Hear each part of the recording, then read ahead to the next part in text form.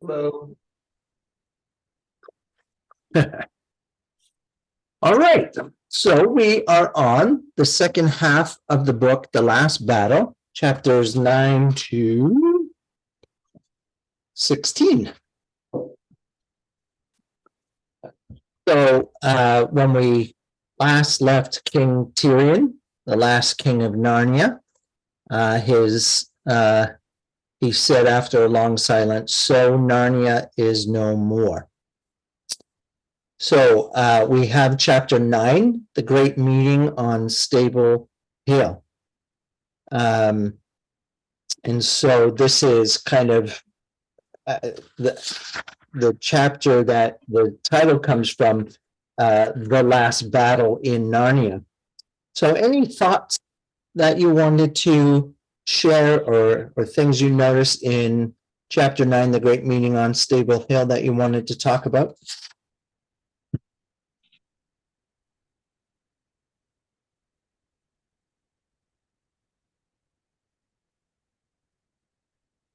I know it's high pressure when there's only a few of us.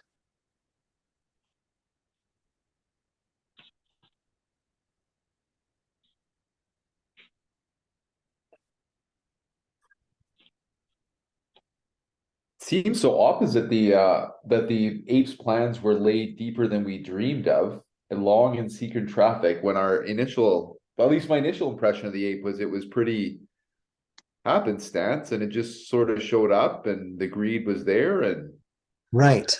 it seems to present a totally different idea of the ape than Yeah. initial view It of him. reframe our opening chapter, right? To realize that in fact Shift has agreements already existing and in place with the King of Calormen, and what he's really looking for is opportunities. What opportunities he can turn to his greatest advantage. So yeah, his evil is much deeper and nefarious than it first seemed. Mhm. That's a good observation.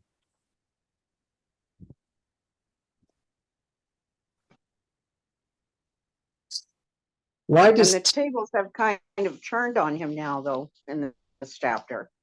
right? Yeah. In Yes. that, it's the Calorman fellow who's in charge and the cat Yes. more than him. Yes. He's just along for show. Yeah.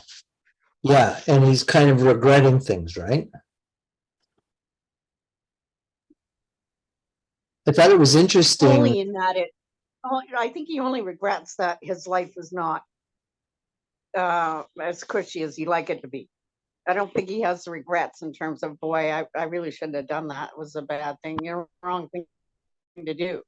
Right. It's more about, this isn't working out for me. Right.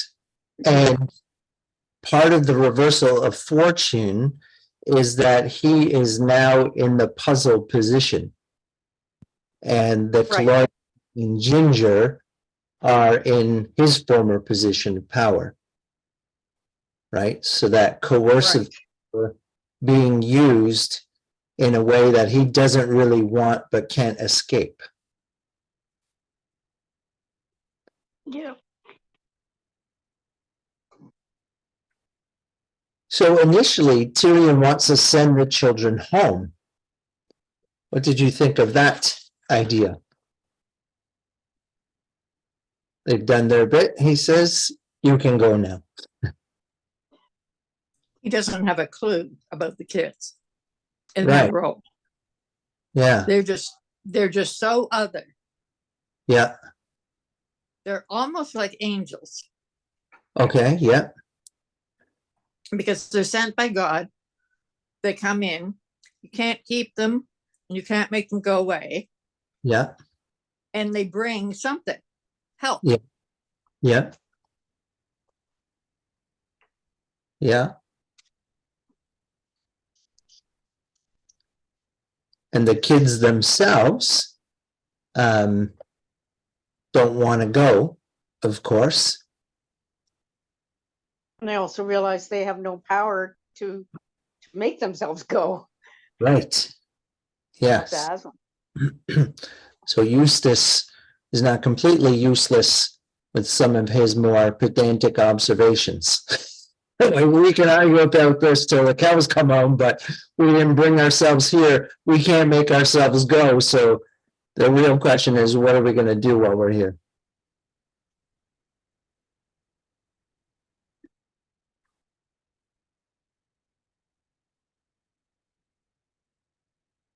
And so they can't go back to their world. They really can't go into Archenland.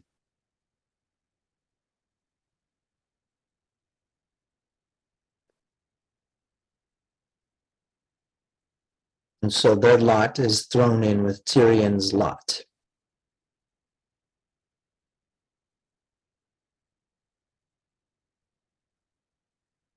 And while they're scared, they're prepared to fight for what's right, Right. what they feel is right.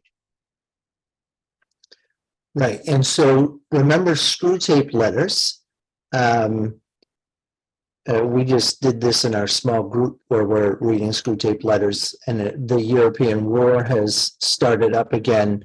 And Screwtape says, don't get punch drunk over this, and don't overestimate the goodness of a war for our side. Remember that,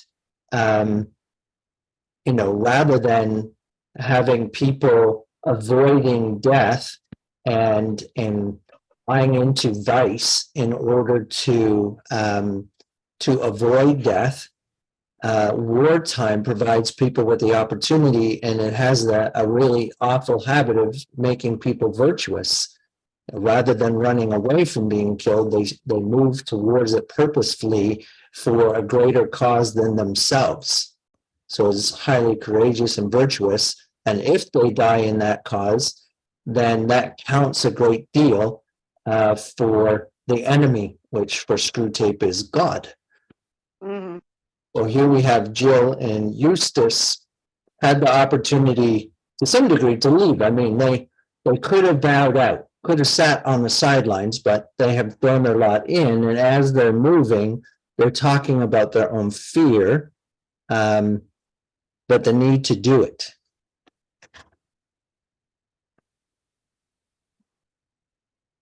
So not feeling brave, but going on to do it.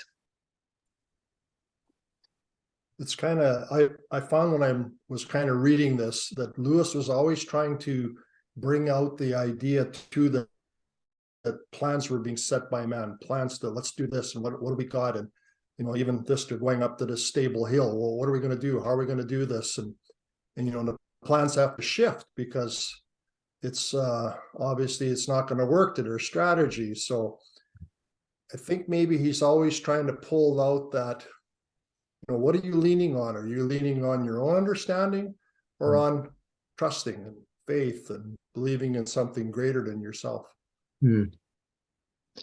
Yeah, I wouldn't dismiss that at all, Bob. I think there's certainly that theme. I think part of what Lewis wants to do, though, is to say that in every circumstance, there is a right thing to do. Like there's a right way to live. And the characters, it seems to me, the struggle is always discerning what is the next right step. Is it right to move forward? Is it right to confront and reveal? Is it right? So they're always trying to think, because for Lewis, this is virtuous life, right? Like that is the task of humanity, is how do we live well? And to live well is to live consistently with who God is and who God desires us to be, right? So it goes back to the mere Christianity.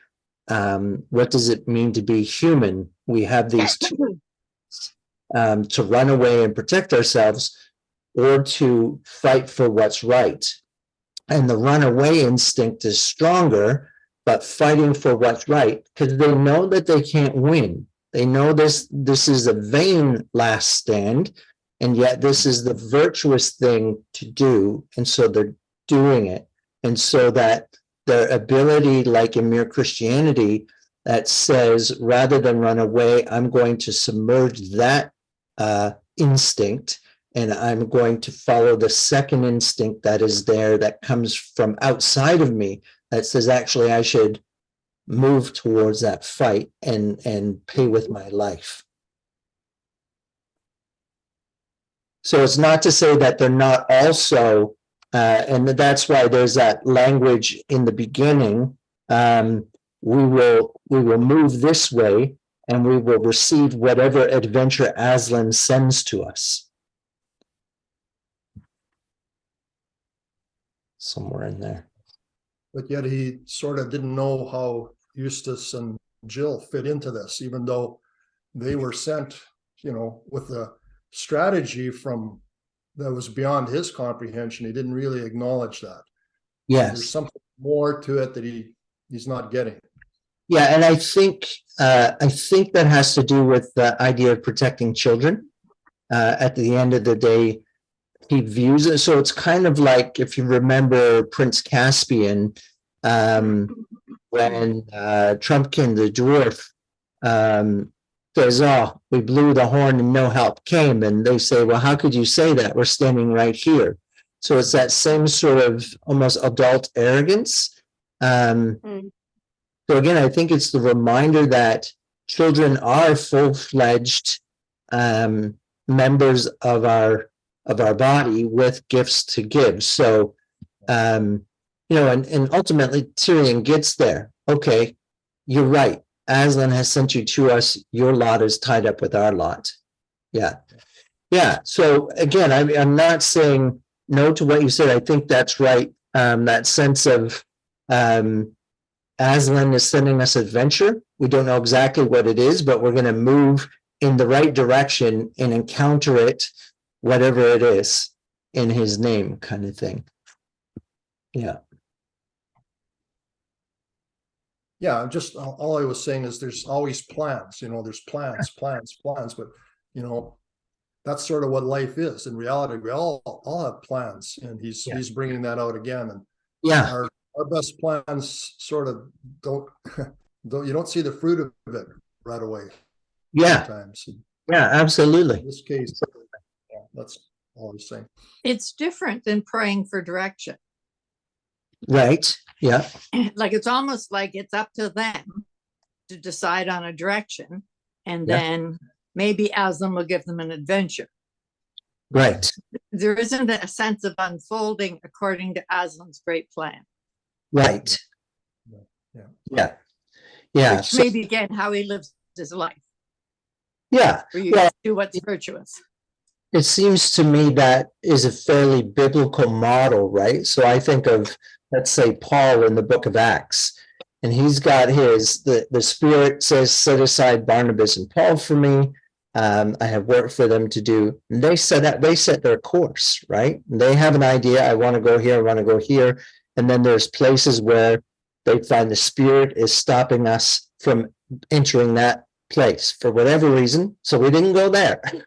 And then I had this dream of this man from Macedonia saying, "Come over and help us." So we went there, kind of thing, right? And so it's fine. Like, again, this is the difference between the pagan concept of the exact will of the gods versus the moral will of God. You can move within that moral will of God. You have freedom. The moment when God redirects or says no to something or do this over here, then you adapt and you pivot. But until then, as long as you're living morally within that will of God, you're good to go. I think, though, I would see the circle of the permissive will of God to be much bigger than Lewis does. That might be. Because I think he feels there's really only one honorable thing that Trinian can do. Definitely, yeah. He would. Like, they can't hide in the West.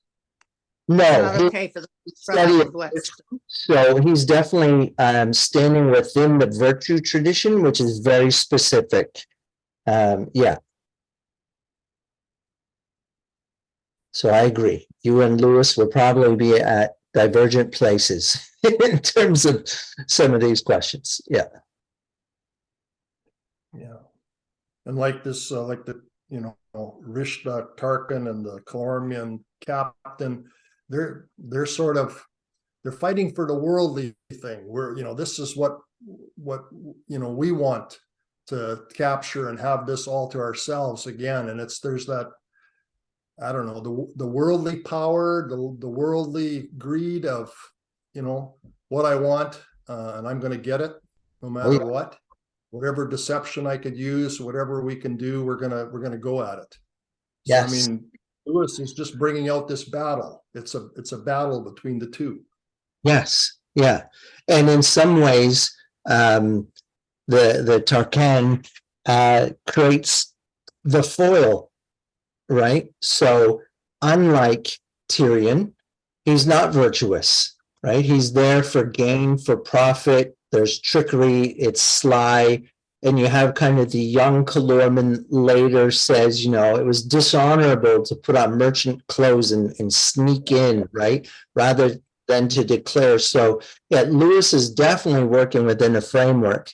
And so, yeah, the Calorman captain doesn't believe in God and yet pretends that he does. Like he doesn't believe in his God even, but pretends that he does. Yeah, so he is unvirtuous.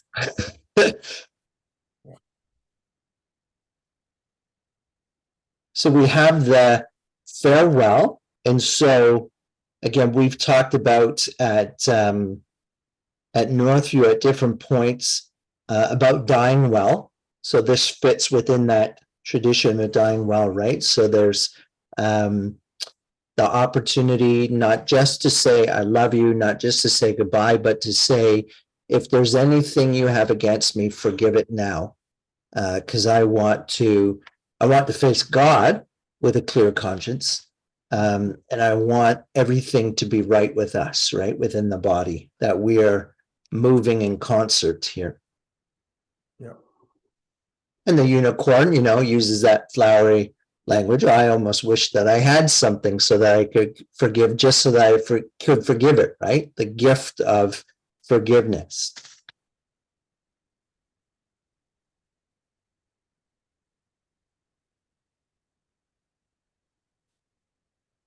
So yeah, we have the pathetic monkey who has gotten far more than he bargained for. And then we have the nefarious thing that they announce that there is a donkey dressed up in an old lion skin pretending to be Tashlan. If you can believe the...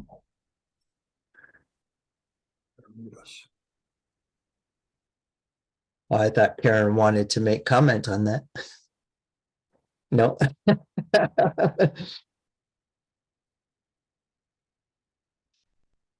What did you think of that move on the on the enemy's side? Pretty That was ingenious. pretty clever, actually. Yes. Pretty clever, and I don't think the ape thought of it. Right. Yes, that seems to be there's cooking. Yeah.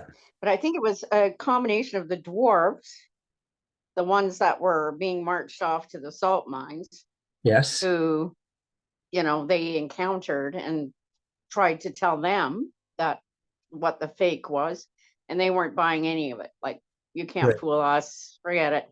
So Yeah. they obviously, when they got to the stable hill, told them, hey, guess what we saw?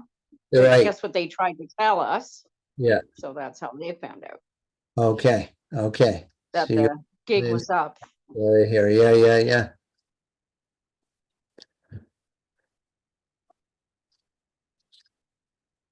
And so they use this to strengthen the lie that Tashlan is angrier than ever, and he's not coming out to see anybody.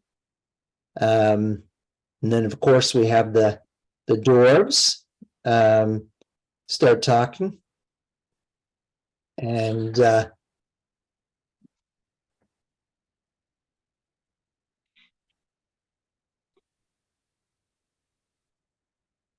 and says that there's a real, or sorry, the Tarkan says that there's the real Tashlan in the stable. We'll have to again remember Lewis, a product of his time, so he uses the language of darky, which would not be an acceptable way to describe somebody of a brown complexion these days. And so the invitation becomes, you can go into the stable one at a time, because it almost backfires, right? So initially when he says, if you want to see Tashlan, you have to go in the stable, and there's a rush for the door. I have a question regarding this Ginger the cat. Okay.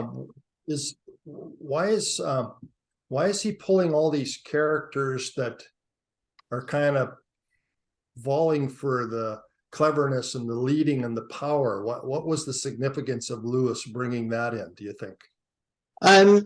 I think there may be a couple of things. I think somewhat toward the pattern of revelation. There's kings, there's beasts, there's the dragons. So there's kind of this many-headed ness to evil. It's not just one face. It wears many faces. And then also that to show that there is a vein of corruption running through Narnia. Aslan to some degree is forgotten. And again, in the last days, that's to be expected, right? When people forget about God, the fool says in his heart, there is no God. And that is the description of an atheist. That's the description of somebody who says, God doesn't see, he doesn't know, and he won't hold me to account. And so the fool acts as if there's no justice of God that is coming. And so Ginger is a fool. But judgment, which is what occurs to the fool, false. I can't help but think, I thought last time when we met Ginger, and I still think that she reminds me of the Cheshire Cat in Alice in Wonderland. Sure, okay, yeah. She's sly Yes, and devious and aloof. yeah, and she seems to perform a role. And then the Cheshire Cat finally disappears and there's only a smile left and we never see her again. right. Which seems to be what the Ginger Cat does too. Not a smile. Well, no, but the same kind of disappearing. Right, Off into it, never seen again. right, yeah. Yeah, because ultimately becomes just a common dumb beast Cat. of a cat. Yeah. Judgment has fallen. Mm-hmm. The ape is, I think that's what we now call gaslighting. Kind of convinces them of their own thoughts, or tries to turn their own words Yeah. and turn into fear. Everything goes to fear Yes. and violence, but fear is the quickest tool to Right. grab people. Yeah, for control. Absolutely.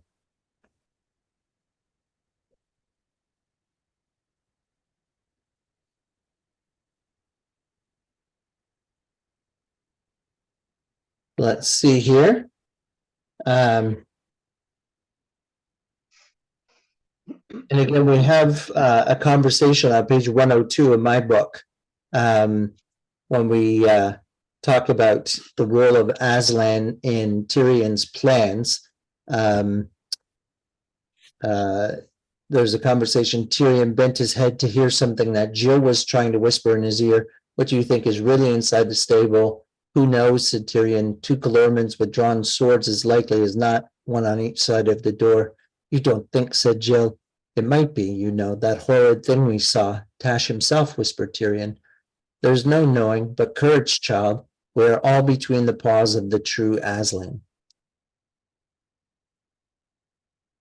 So he still has this sense of we are functioning in Aslan's name. We are under Aslan's care.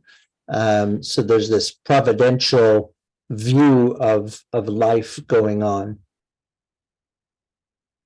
And so the cat is going to go in, and yeah, we said it a few times.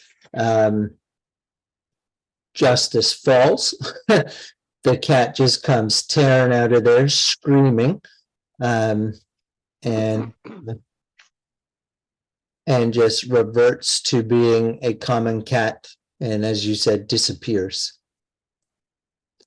And there's this memory from the beginning of the world, how Aslan at the beginning of the world had turned the beasts of Narnia into talking beasts and warned them that if they weren't good, they might one day be turned back again and be like the poor witless animals one meets in other countries. And so this is kind of a visible warning to the beasts. But of course, it has some ambiguity to it.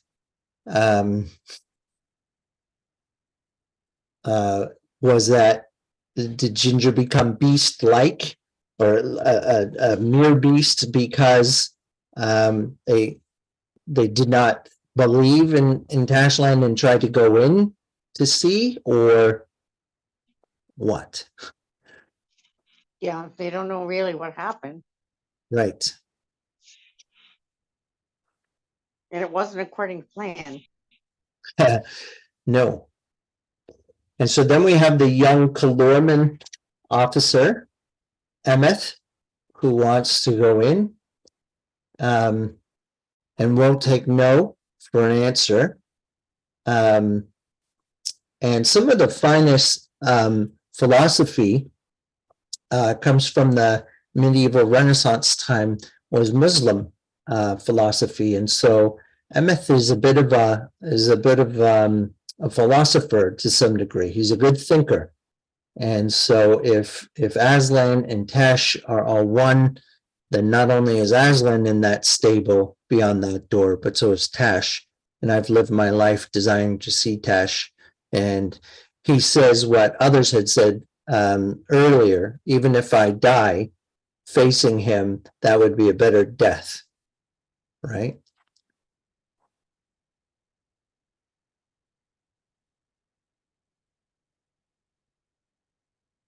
Yeah, and the one thing that struck me about that, and especially later on, we find out he's gone through the door and he can see Aslan, and that we have to be very careful about making assumptions Right, about where people are in their right, lives. I mean, even he would have said he was a servant of Tash, yes.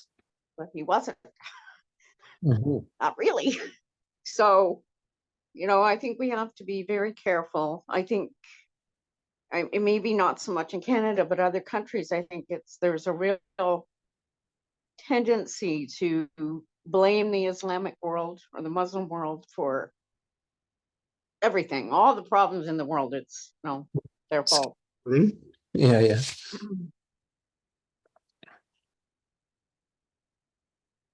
And he's honored, this young man. So again, we have this view of virtue, right? So our Narnians that we're traveling with says, oh, by the lion's mane, I almost love this young warrior, Calorman though he be.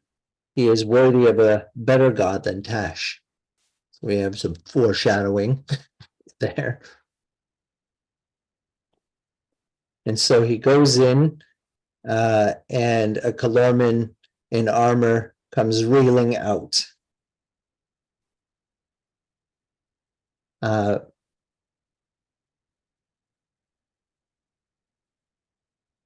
there really was somebody inside the door waiting to kill anybody who came in. Yeah, Well, the wrong / right people. Yeah. So when Tyrion saw that brave beast getting ready to fight for its life, the boar, and Calormen's soldiers beginning to close in on it with their drawn scimitars, and no one going to its help, something seemed to burst inside him. He no longer cared if this was the best moment to interfere or not. And so this is that kind of righteous anger. It reminds me of Dr. Shepherd talking about his seminary days, where there was a young man that said, in these complicated times, it's not necessarily clear what the church's mission should be. And apparently Victor Shepherd's professor said, are you telling me that you have somebody starving in front of you, you don't know what to do?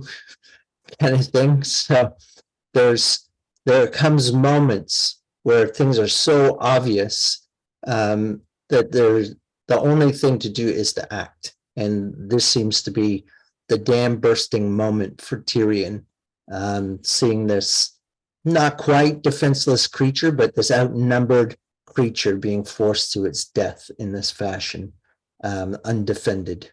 And so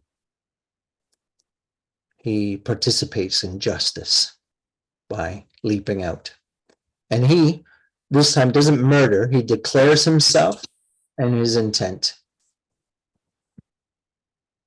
Sorry, go ahead. Sounded like somebody started to say something. Just got to cut me off. I can stop talking, it's just not easy. Sorry. And so we have, the last battle. And so things are divided pretty quick. Shift is thrown into the stable by Poggin the dwarf.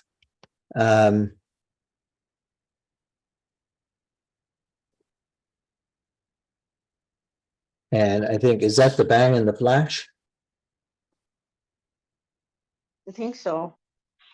Yeah, blinding greenish blue light shone out from the inside of the stable. The earth shook and there was strange noise, a clucking and screaming as if it was the hoarse voice of some monstrous bird. The beast moaned and howled and called out, Tashlin, hide us from him. And many fell down and many hid their faces in their wings or paws.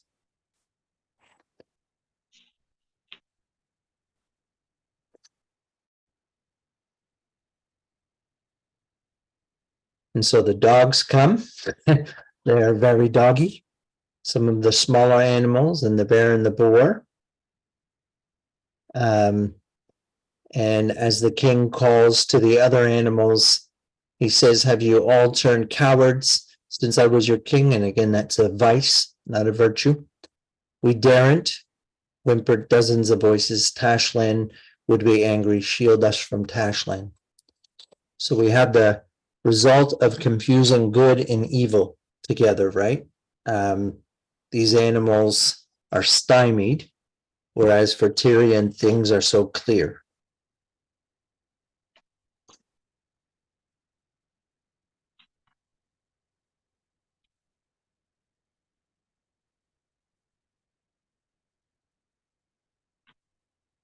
And because of what happens to Shift, the Clorman is starting to suspect things are not the way he thought. That there may actually be a real Tash after all. And so he says, forward, take all of them alive if you can and hurl them into the stable or drive them into it. When they are all in, we will put fire to it and make them an offering to the great god Tash. So that is how he hopes to win Tash's pardon for his unbelief. Yeah, hopes to save his own bacon. Right.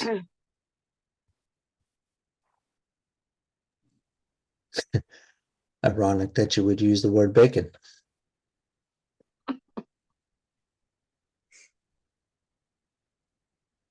Just there's that warning for the one who's called on gods he does not believe in. Mm-hmm. Yes, The warning not to be casual. that's right. Yeah, so again, we have this flipping of the script, right? So you have shift moves into puzzle space. And now we have Rishta has bitten off more than he can chew as well. Things have gotten out of his control, the way they got out of Shift's control.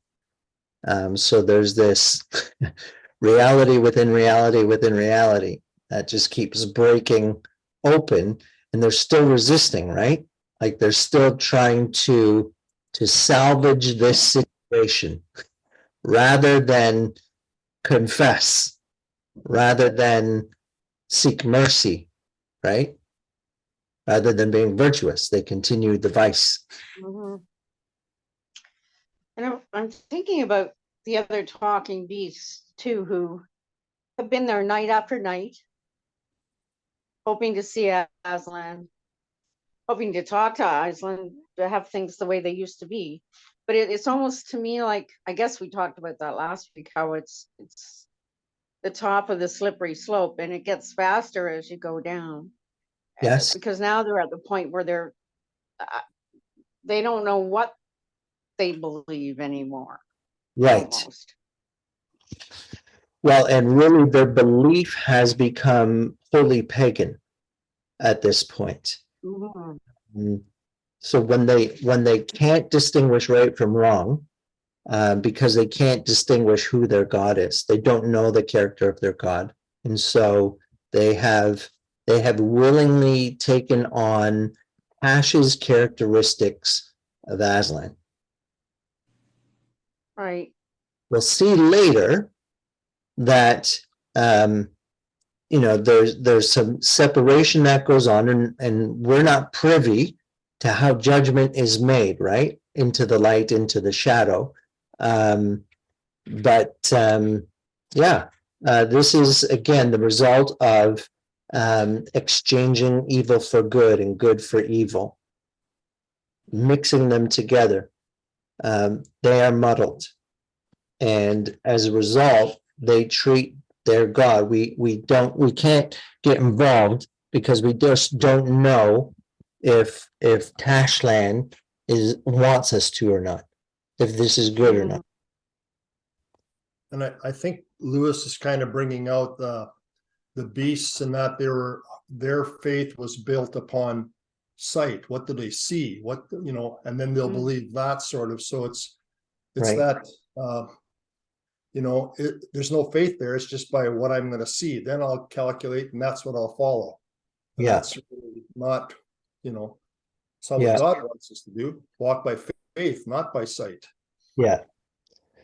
There's also the biblical stream of the Antichrist, right? So we have the true Aslan and the false Aslan in this story. And Antichrist isn't just a person or a figure, but is a spirit, and can be found in many, right? So it's almost, you could say, contagious. And so they have, you could say, caught the spirit of Antichrist.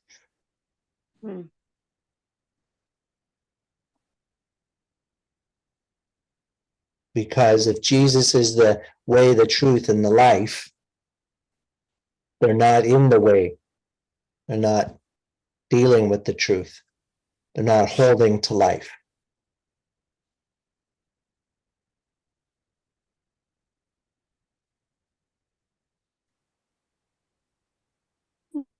My screen is froze. I can hear Our you. internet is, See you I can moving. see you and hear you, okay? okay, good. Yeah, we're back. Okay. The dwarves are just fun. So they're shooting at everything and anything, killing Mhm. the Calorum inside. But reinforcements are coming. I think the dwarves are hilarious Okay, because there are so many dwarfs in the church today. okay, Small people who don't get anything and don't want to get anything. They just Okay. have what they believe and they sit in a circle and hold on to it. okay. And they don't want to be challenged. Mhm. They don't want to pay any attention to anybody else. They've got it. They know what's right, and that's good enough for them. Right, And they've always been in the church. right. And I think it's funny that it's the small people that are the group that does this. Right. Yeah, that's a good observation. Yeah, and we see later that they have blinded themselves so that they can only see, smell, taste the trappings of the stable. And they never know what they've lost. Right, Even Mhm. at the end, they're still letting them go on and they're just staying in their circle, Yeah. oblivious to what life could give them right. And and self-satisfied. determined to hold on to something lesser that they are saying is the real and is the only real, Yeah. right? It's So- just the small amount that they can manage. Not just we see that in the world too, not just in the church. The determination that this is all that's real. And no matter how much people might point to an epistemology that says actually there's a much bigger, much more beautiful world that we can, help you smell or touch, taste, or see. The refusal is no, I'm not going to be taken in again. I've seen, man. I have had my eyes open, and I will sit in the dark and chew on whatever scraps of food I can find. Mm.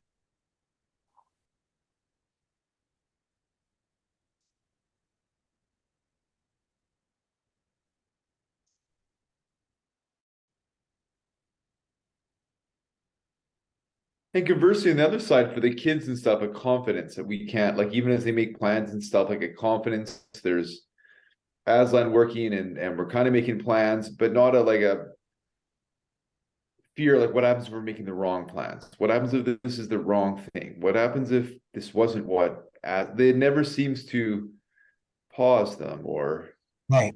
Not a never moment. let them stop them from acting. Yeah. Yeah.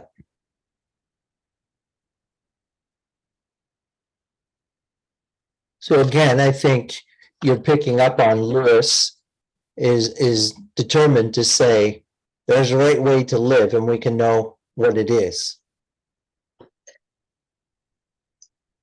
So it's hard, but it's not all that complicated. Mhm. Mm.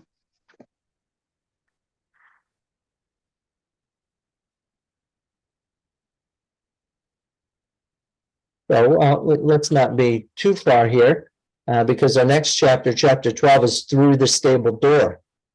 And if we don't spend some time in the stable, we're missing out, right? Mhm. So on goes the battle. And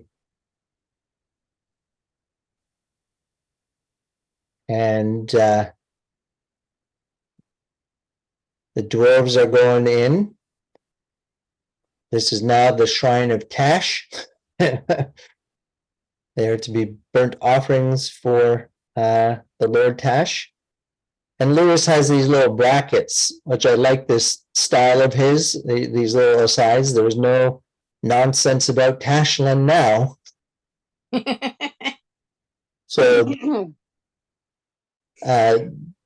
this idea that we know when we're trying to fool ourselves, and there comes moments of honesty, right? When the real Tash shows up, we can put all the nonsense away and start playing the game seriously.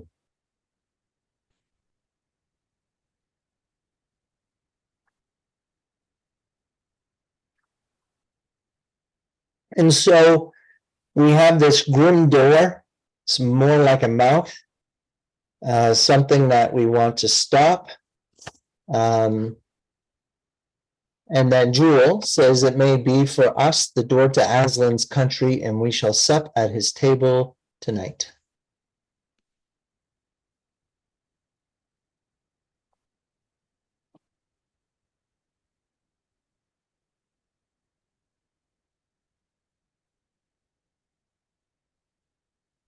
They have one more battle, and they begin to realize that they are headed for the door, even though they never intended it. Tyrion decides if he's going through, he's taking the Tarkan with him, and so grabs him by the belt and flings him into the stable. And there was a deafening noise, page 124 on my version, as when the ape had been flung in, the earth shook, and there was a blinding light. The Clorman soldiers outside screamed, Tash, Tash, and banged the door. Tash wanted their own captain. Tash must have him. They, at any rate, did not want to meet Tash. So again, we have this. Tash, in some ways, is the foil for Aslan, where Aslan's creatures were rushing to the door to see him.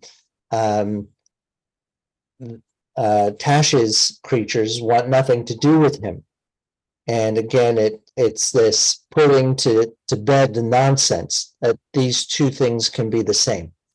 Like, it's just so separate, so distinct, so opposed to one another. How could anybody have been taken in by such a thought that they could be one and the same? Oh, Ben's image has frozen in a most unfortunate place for him. Oh, man. Not I anymore hear now. It was just, you had this really funny little smile on your face, and it was just hovering there. Never catch get a good moment. Yeah, I didn't get a screen grab though, so.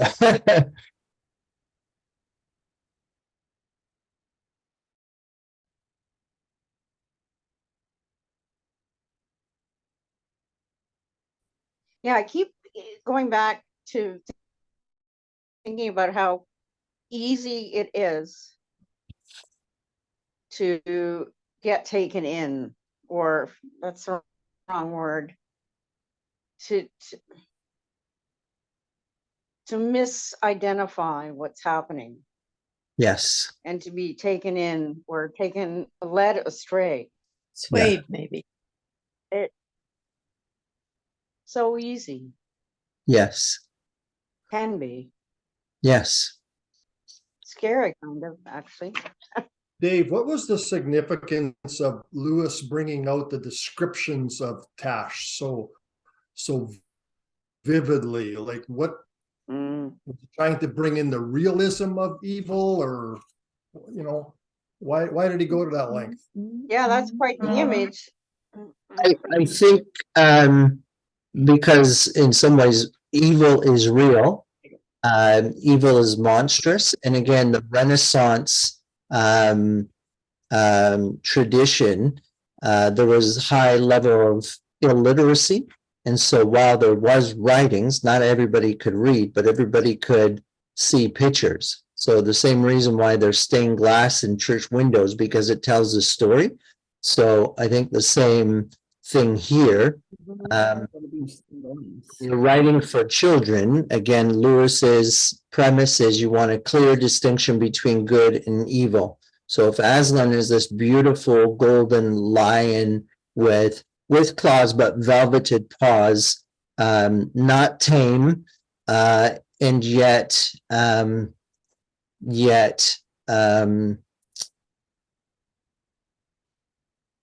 good. Tash is again on the other end of the spectrum. He's got these sharp claws and many arms to grab, to snatch, to pierce. That sharp hard beak to crack open to suck out to. So we have, same reason why a vampire or succubus or Frankenstein's monster are so horrific, horror, monstrous, to show that evil is evil. So the clear distinction and the desire to be on the side of good. No child reading this is going to want to be on the side of Tash. We hope. Right. I keep thinking if this were a graphic novel, Be pretty it would graphic. be a profound graphic novel. Yeah. It would transfer so well to that medium. Yeah, I agree. And it's something we haven't, I don't think we've talked about it all this year. But here, I was very, very struck with Lewis's brilliance in storytelling. Yes. And his timing and his whatever, because as I was reading it, and I haven't read it in a zillion years, and as I'm sitting reading it this afternoon, I'm saying, I can't take this anymore. I cannot stand any more fighting. It's got to stop. It's got to stop. And then it did. Right.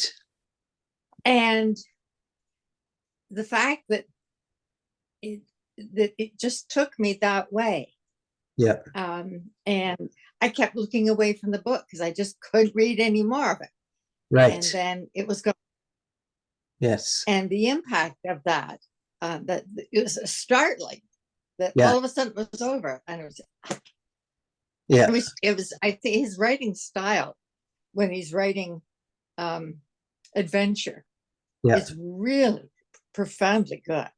Yeah. His sense of carrying you into the story and getting you involved in it, even when it's a reader like me who does not read anything that is war oriented or battle or knights in training. I just don't touch that genre at all. Yeah. Yeah. And And I'm just so absorbed in it. Even within Narnia, this is the most battle that we've ever seen. Because of Yeah. course, we don't actually see most of the great battle with the White Witch and her forces. We're away with Aslan, stones turned flesh again. And Aslan is the one who swallows the witch, and that's pretty much the end of the fight. So we get very Caspian, it's on one between Peter and Miraz, and then Aslan kind of puts a stop to everything, sends people home. And one of the things that we might, having read these other stories, have here is we're waiting for Aslan to come out and save the day. And it doesn't. So I appreciate what you've said, Carol, and I think even from the reading through the series, we have a certain expectation, and maybe that's part of your sense of this has got to resolve. We can't just keep going like this, and then suddenly everything changes. And this, to use a biblical language, in the twinkling of an eye. Yeah. So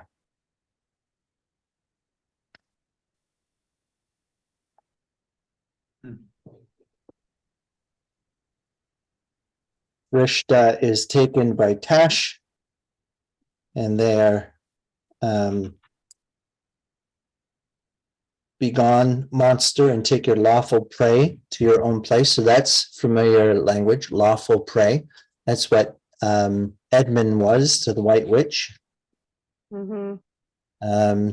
Take your lawful prey to your own place in the name of Aslan and Aslan's great father, the emperor over the sea.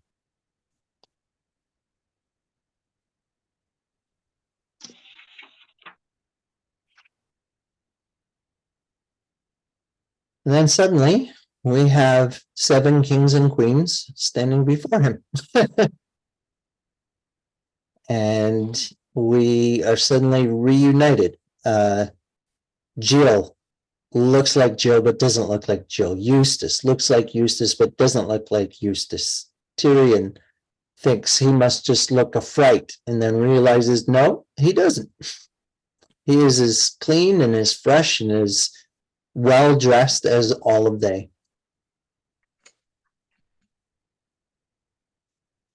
And he's suddenly introduced to the High King Peter, who is now even more nobler looking.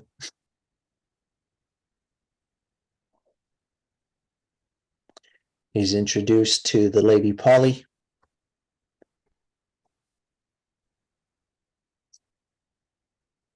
Susan, as I said, no longer a friend of Narnia. And again, Rowan Williams kind of addresses those who are critical of Lewis, saying, oh, because she's into nylons and lipstick, Lewis sends her to hell. That's not in the text at all. It's not in the story. And I just want to remind us, Aslan doesn't tell us other people's stories. Aslan only tells us, right? And Aslan meets us where we're at. So we can leave Susan between the paws of the great lion.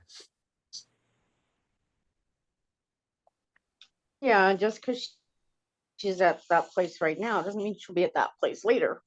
And at the same time, there is this reversal, right? Because she wants to be grown up. She wants to pretend that Narnia was merely a game. And Jill says, or Polly says, I wish that she would grow up, because if she got old enough, she could then admit the realness of Narnia without having to pretend to be grown up, right?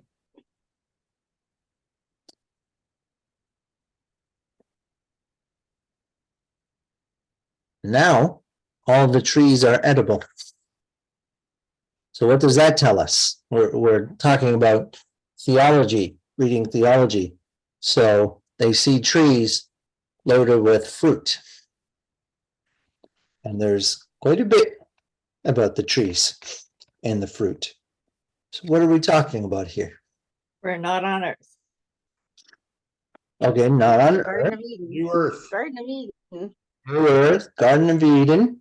Yeah, so new heaven, new earth, and the restoration of paradise. Yeah, we got fruit.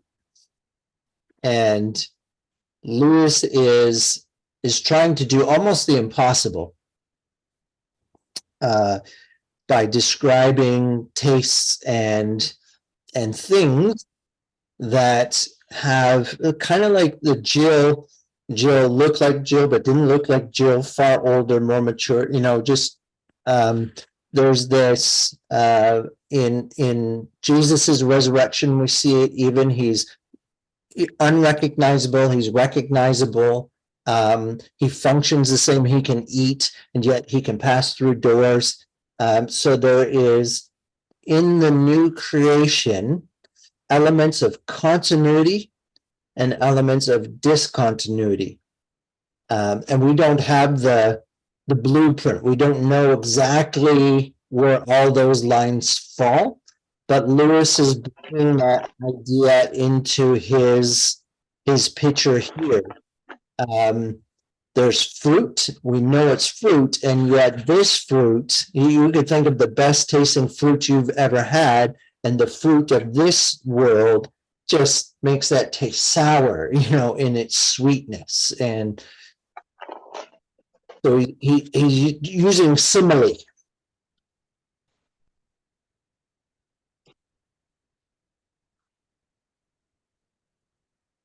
And we have this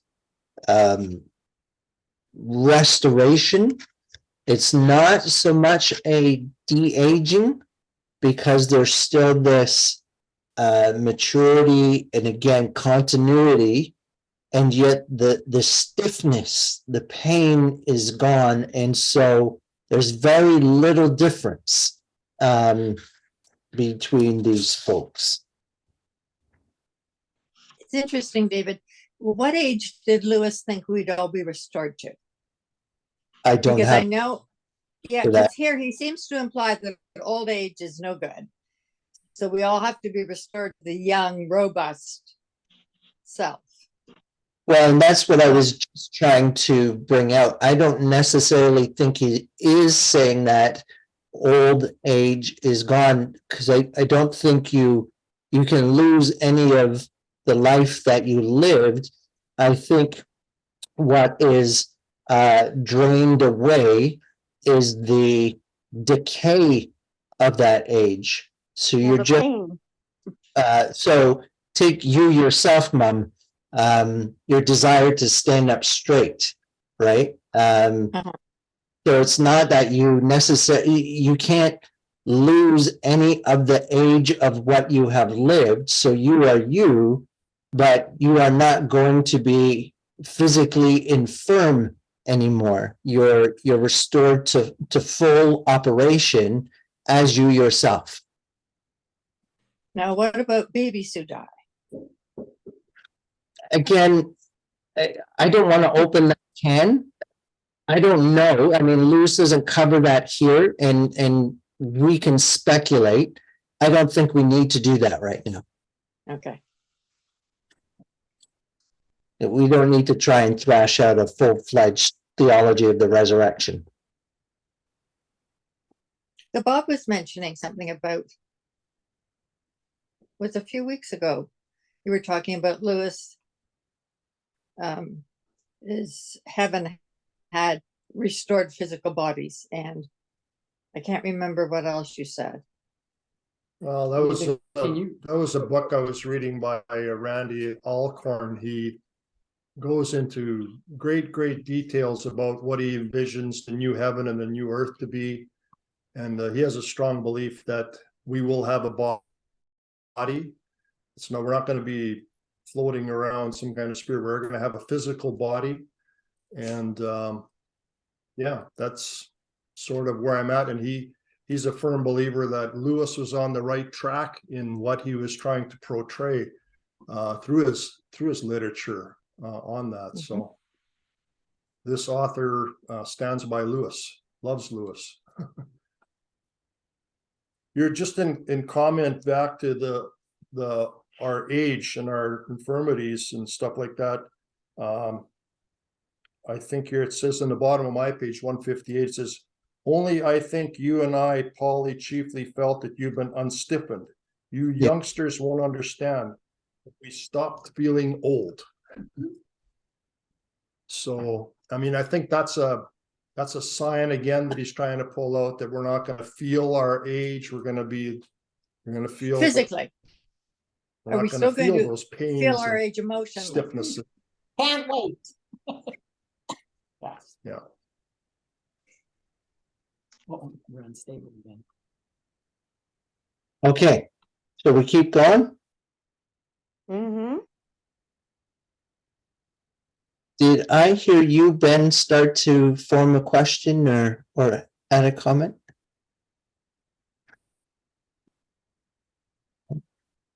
Ben may not be with us.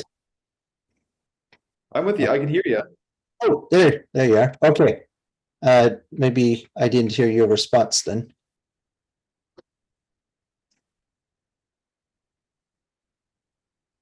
Okay. So we have the door. If you walk around it, you are still in this great big open place, but if you look through the crack, you can see the old Narnia, the Claremans outside. It's clear that you're inside the stable. And so there's just a key scene here. He looked around again and could hardly believe his eyes. There was the blue sky overhead, the grassy country spreading as far as he could see in every direction, and his new friends all round him laughing. It seems then, said Tyrion, smiling himself, that the stables seen from within and the stables seen from without are two different places. Yes, said the Lord Diggory. Its inside is bigger than its outside. Yes, Queen Lucy, in our world too. a stable once had something inside it that was bigger than our whole world.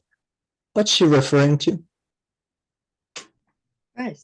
Baby Jesus. Right. So Lewis has chosen this stable and this theme of the bigness inside. This isn't haphazard. Heaven, the life of God is larger, but it can fit within the smaller thing. And so to go in is to go into that which is greater, which is Christ. All of you are frozen on my screen right now, so I hope you heard that because it was just. Yep. You know, when I heard he's drawing this picture of that old rugged door, for some reason my mind just flew right back to Pilgrim's Progress. Okay. And that, how do you get through, and it's, I don't know, it's just a picture that I could see that, well, is he drawing on that? Is he drawing on Pilgrim's Progress or? Well, that's in that stream that he's standing in with these for sure. Yeah, I think there's a lot. If we actually sat down and looked at it, I think there's a huge amount of balanced reference or disguised reference, or not disguised, but subtle reference to a lot of classic literature. Yes. Oh, yeah. He is writing within that world and he is echoing for sure.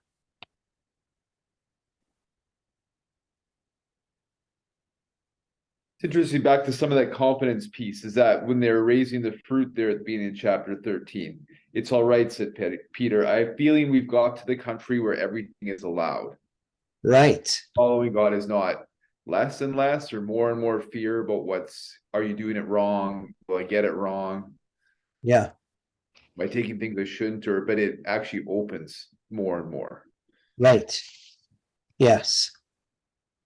Yeah, the restriction has been lifted here.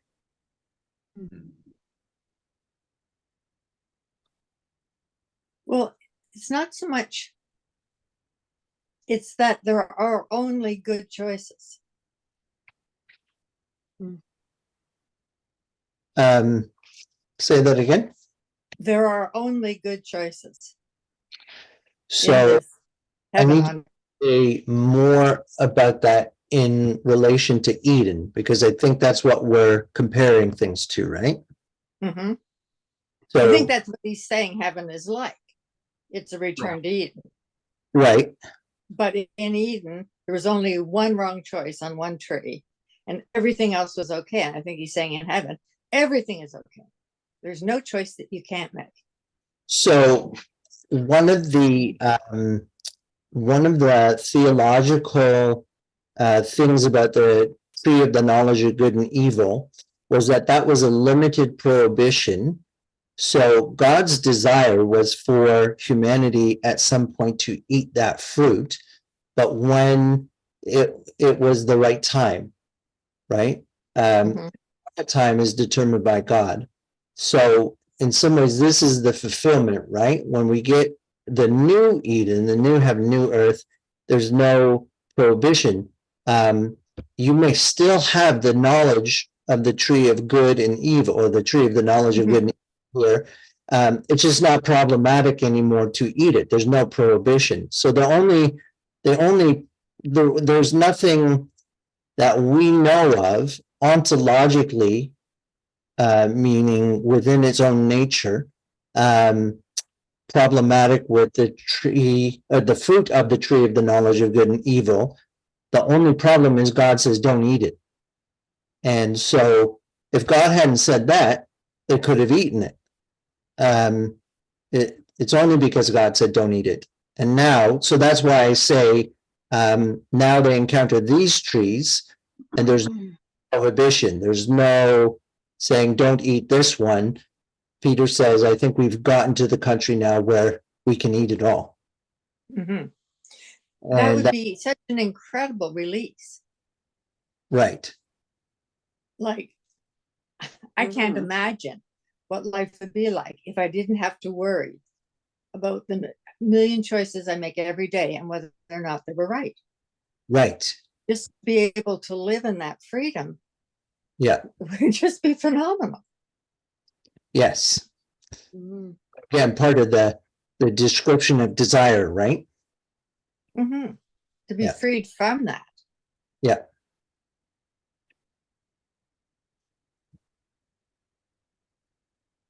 Well, so we have the story of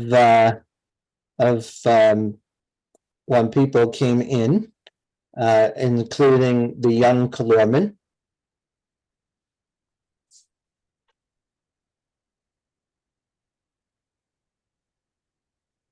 Lucy is as merciful as ever.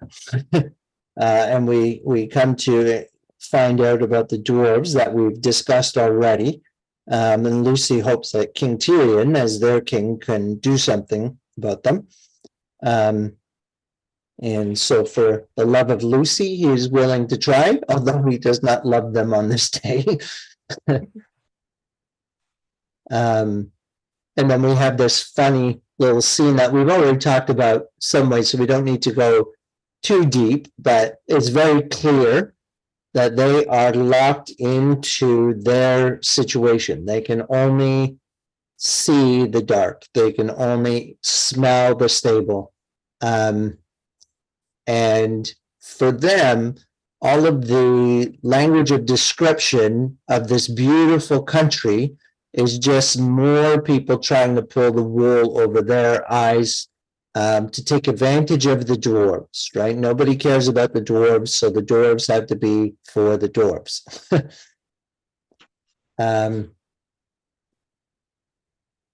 Yeah, and that's just repeating what's in Revelation, how there'll still be throngs of people that won't get it. They just Right. can't see it. And they choose not to take the route of trusting in God. Yeah. And then there stood his heart's desire, huge and real, the golden lion, Aslan himself. So we really have the first appearance, and already the others were kneeling in a circle round his forepaws and burying their hands and faces in his mane as he stooped his great head to touch them with his tongue. Then he fixed his eyes upon Tyrion, and Tyrion came near trembling and flung himself at the lion's feet, and the lion kissed him and said, "Well done, last of the kings of Narnia, who stood firm at the darkest hour." So we definitely have revelation overtones here to those who overcome. You will have the crown of life. You will have the tree of life. Just all of that. The Lucy's lick of life. the lick The of life. lick of life.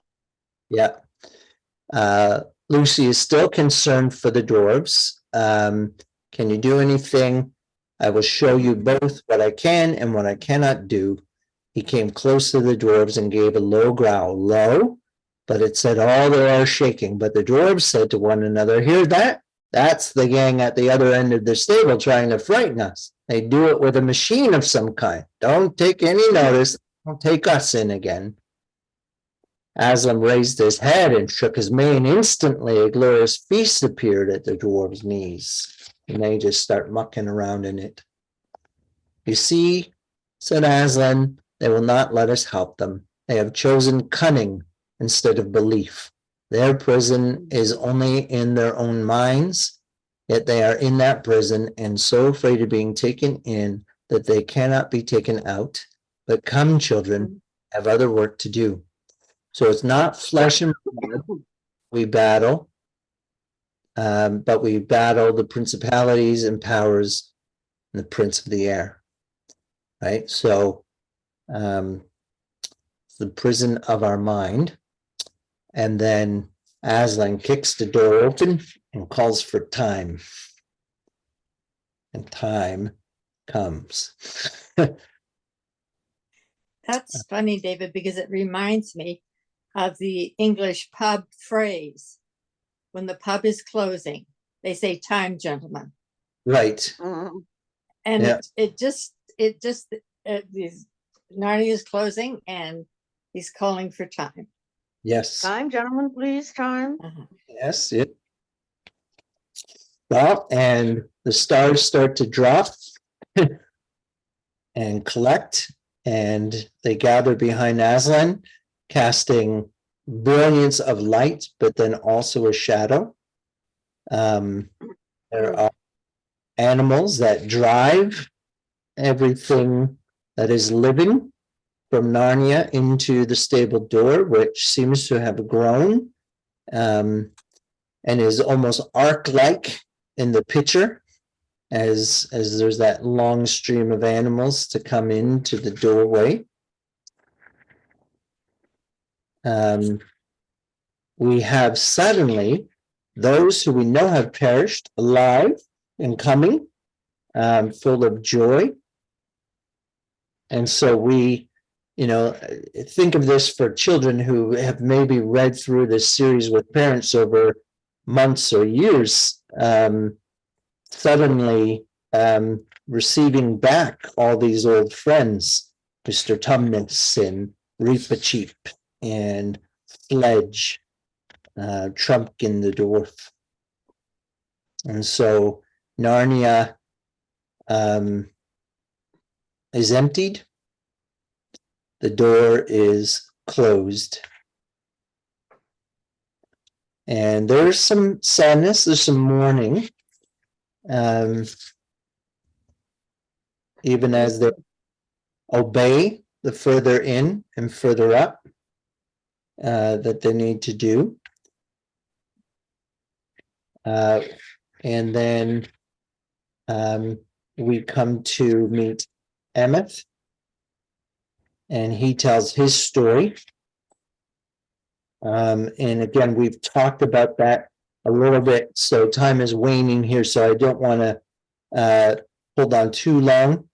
We have a puzzle comes, and he's a little bit sheepish now, but he's a beautiful donkey, and Aslan has spoken to him.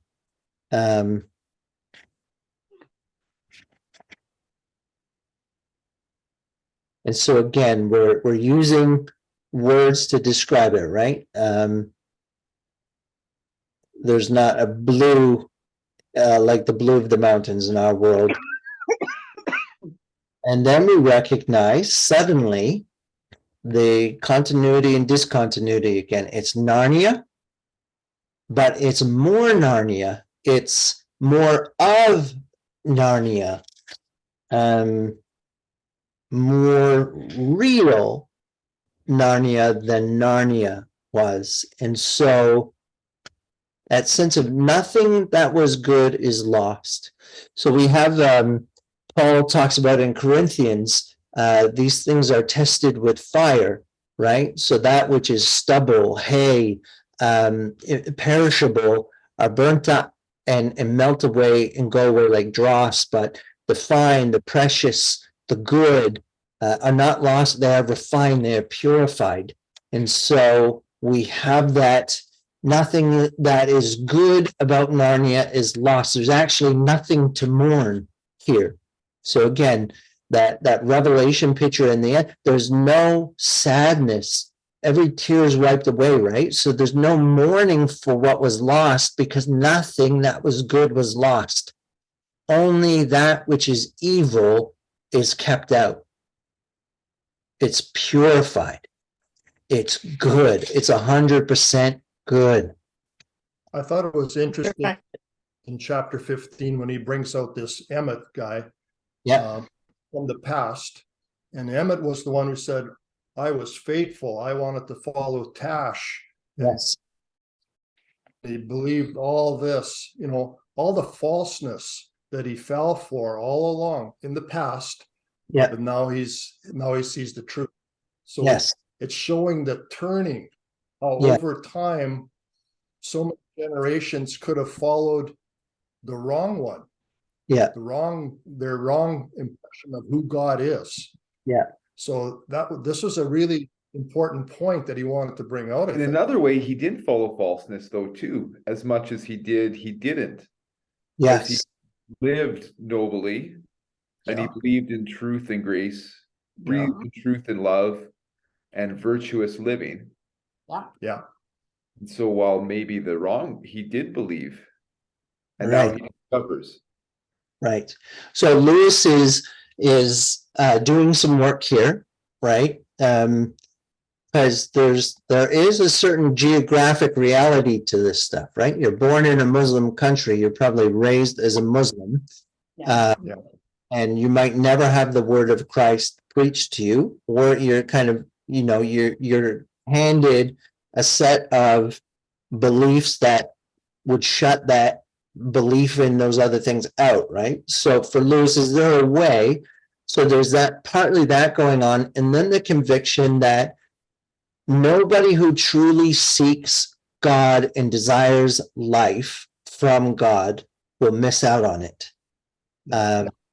So again, I'm not sure, how far we want to take this.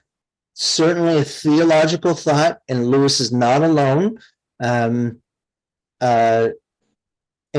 it's going to be an interesting thing to see, right? And again, God is not a bean counter. God is not miserly or mean.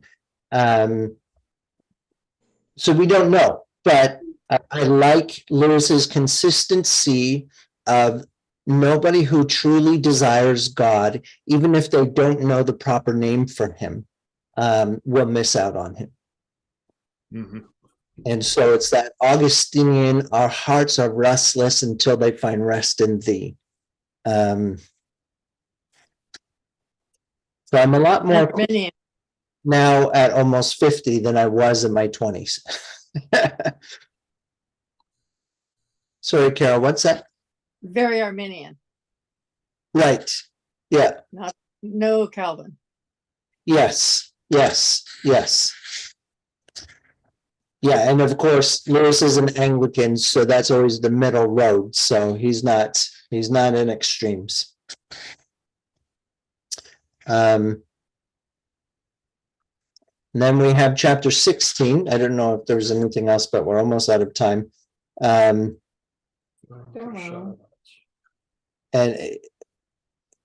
so we have the real country, farewell to Shadowlands. And so we recognize that